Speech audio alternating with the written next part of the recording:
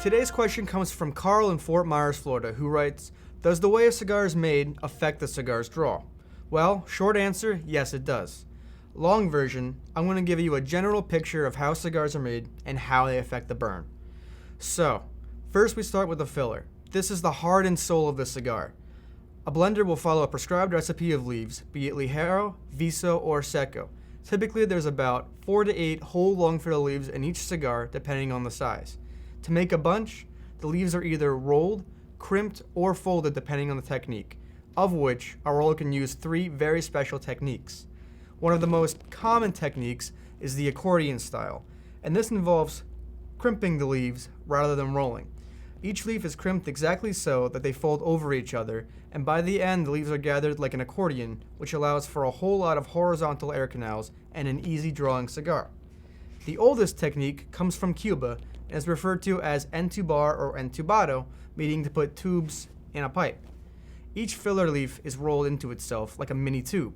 While entubar is labor intensive and can be very time consuming, the result is unmatched. The easy airflow guarantees that you're getting every bit of flavor when you light up. The last technique is also fairly popular, is called booking, and no, I'm not talking about Harry Potter.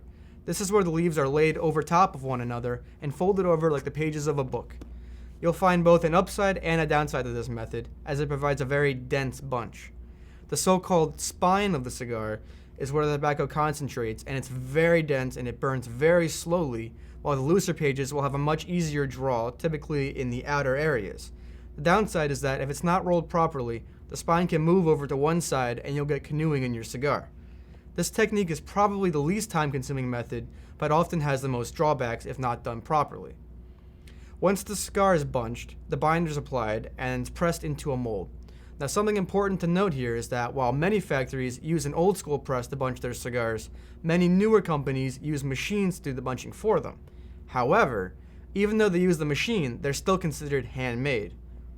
After the bunching is done, our premium friends move to the torcedores tables where they're wrapped, trimmed with chivetas, capped, and ready for aging. The aging varies per cigars, but some are ready to be smoked anywhere from a few years to a few days. So Carl, I hope that answers your questions. See you next time.